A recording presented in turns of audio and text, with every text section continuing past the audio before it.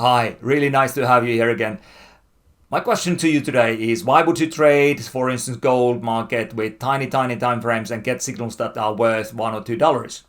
Because at the same time, by using higher time frame charts, you could have signals that are sometimes worth 10 to 20 times more.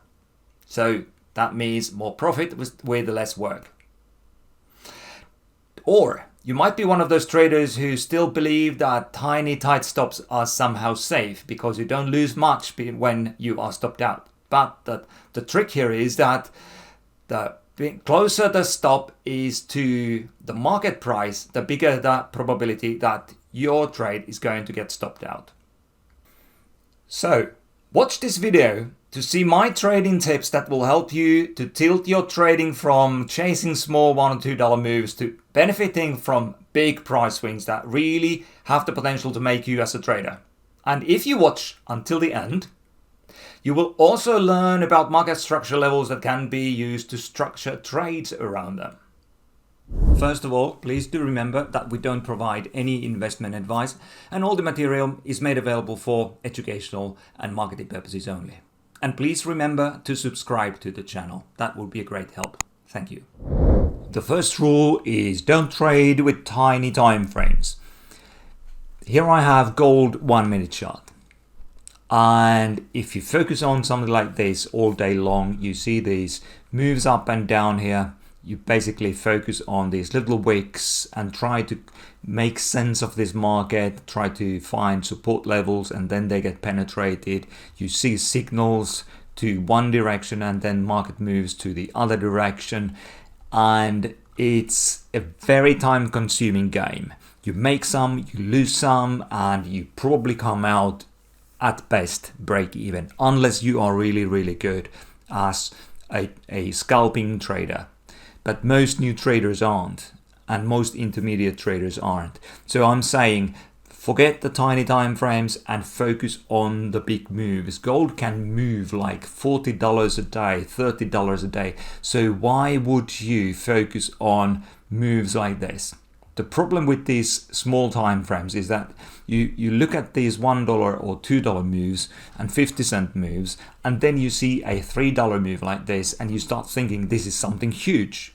No, that's not the way to trade. And it's a lot of screen time. You pay in terms of opportunity. You could be working elsewhere. And now you're looking at this chart here and trying to make money. You could be looking to trade bigger time frames and make more money, and still you are stuck with a 1 minute time frame. So it really doesn't make sense. And the bigger time frames are easier to read as well. So we get better signal quality, we get bigger moves, we get less work. So more money for less work. That should be appealing to you. At least that's appealing to me. So let's go and see how the 2-hour charts look like. Okay, here we have gold 2-hour chart, and as you can see, everything is much cleaner here. It's much easier to read this chart. Plus you don't have to sit at the screen and check the chart every minute. Now it's enough if you check it every 2 hours. That basically means that you don't have that many signals, but when the signals come, the quality is good and you probably make more money than watching a 1 minute chart. Let me show you an example here. I just want to demonstrate the power of 2-hour chart, a higher time frame chart. So basically, first things first, we need to establish the market is in an uptrend. We can see that the market is making higher lows, so that's good. We have more money flowing into this market, and you know, you can understand that no market can move higher unless more money flows into it, and that's what we can see happening here. So for instance, we take this low here, and when the market returns to the low and kind of bounces higher, that could be your buying opportunity. But if you want more confirmation, you might want to wait until you see a higher low. So now we have a low in place and then a higher low. So let's say that entry takes place somewhere here, and the first move is worth about $36, then gold moves back to the downside almost to the same level and then continues higher. This next leg was worth about $50, actually $52, and then eventually $65. So with a couple of trades, or maybe even with one trade, you probably make more money trading this short period of 2-hour chart than you would make in trading 1 minute chart for several weeks at least, depending on your skill level, obviously. But I'm assuming you are probably a new trader or intermediate trader who's not that good in scalping yet. If you are, I'm very happy for you, and I'd say go for it. Do what you are best at, and I'm just giving some guidelines here on what else you might consider including in your tool bag. Okay, my second tip for you is not to trade with tiny stops.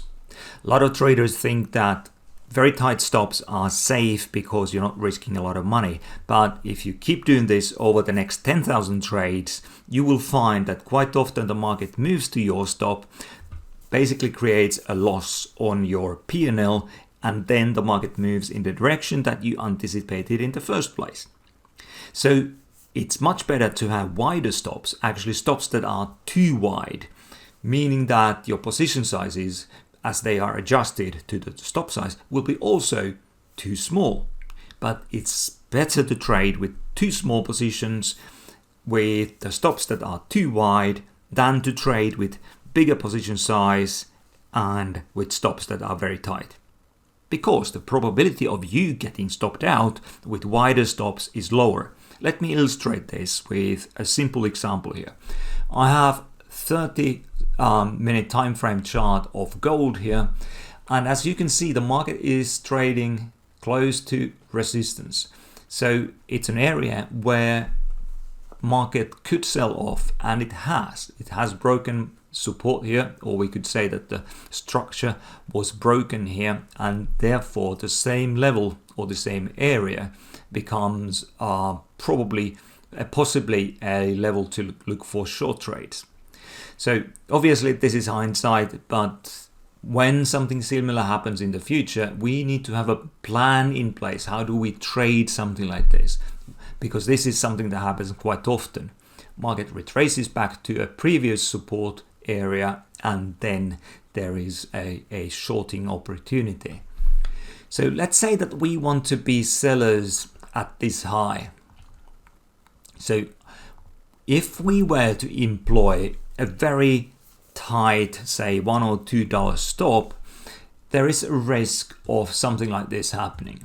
I'm using this green range here to kind of demonstrate the size of a $2 stop relative to the previous volatility here. As you can see, the market rallied about almost $14 before the sellers stepped in.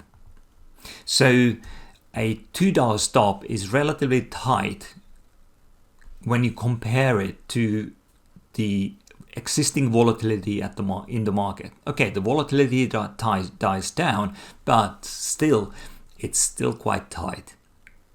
So let's see how the market moves here. We have some rally, and then the market moves right to the stop and then falls down again. This is exactly what I don't want you to do. Look at this and see and remember, if you see this happening with your trades often, then obviously you need to do something about it. And what you can do is to have wider stops but smaller position sizes, and then your risks stays equal. Now let's say that and I'm going to give you a simple way, a systematic way of determining your stop sizes. It doesn't mean that there won't be trades that are stopped out, but it's systematic ways, and it gives you the systematic approach which allows you to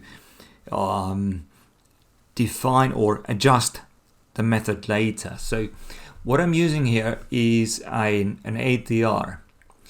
and I'm using the ATR from the time of this candle creating the high. So we're looking at this value here. That's about $3.4. So let's say that this was $3.4.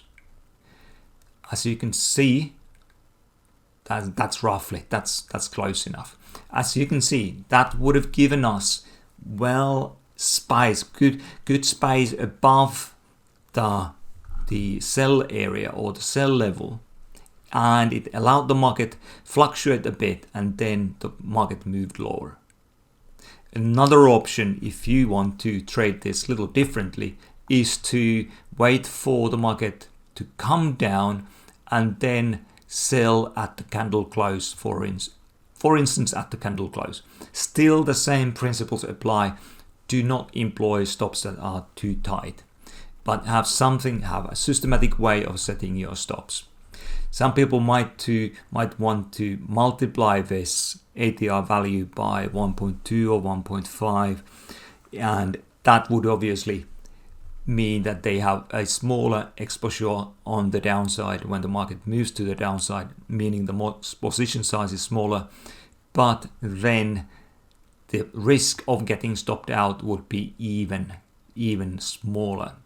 So here's a systematic way. I hope that you go and study this with historical price charts, and hope if you see that it works for you, then obviously start using it. My third trading tip for you is to forget the indicators and focus on the best indicator there is: price action.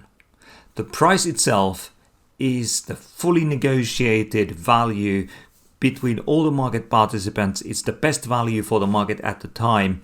And this, what happens from moment to moment with the market, tells you the opinion of all the market players put together. So it's the best possible opinion there is. It's better than the indicators. I tell you why.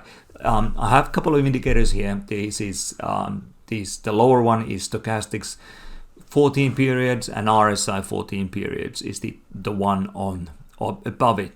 Now, the problem here is that somebody has decided these parameters are good, and you might have been this person. You might have chosen 14 periods, or you might have chosen some other number there. But the issue is that you say that these 14 periods that the indicator is using, they are somehow more meaningful than any other data in the marketplace. But I'm going to show you now that you actually can do well without these, and maybe better without these indicators. So I'm going to focus your attention on market structure. So market structure is basically a collection of levels that are created by the market. So here's the latest low, and I'm going to choose the latest high as well.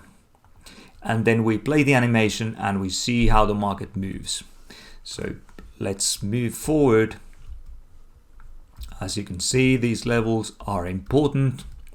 And this, by the way, is the corona spring, when the coronavirus started spreading around the world, and the markets were kind of nervous and didn't exactly know what to do other than sell. So here we have market structure level at play, and we have a new level down here. So let's mark this one as well.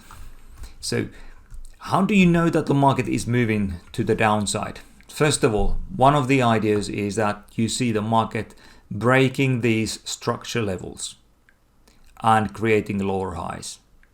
The second way of looking at this is that you can say that, okay, this directional move to the downside, it was this big, but then the next directional move to the counter trend move was much smaller, and then the next move to the downside, i.e. the directional move, was once again bigger than this counter trend move.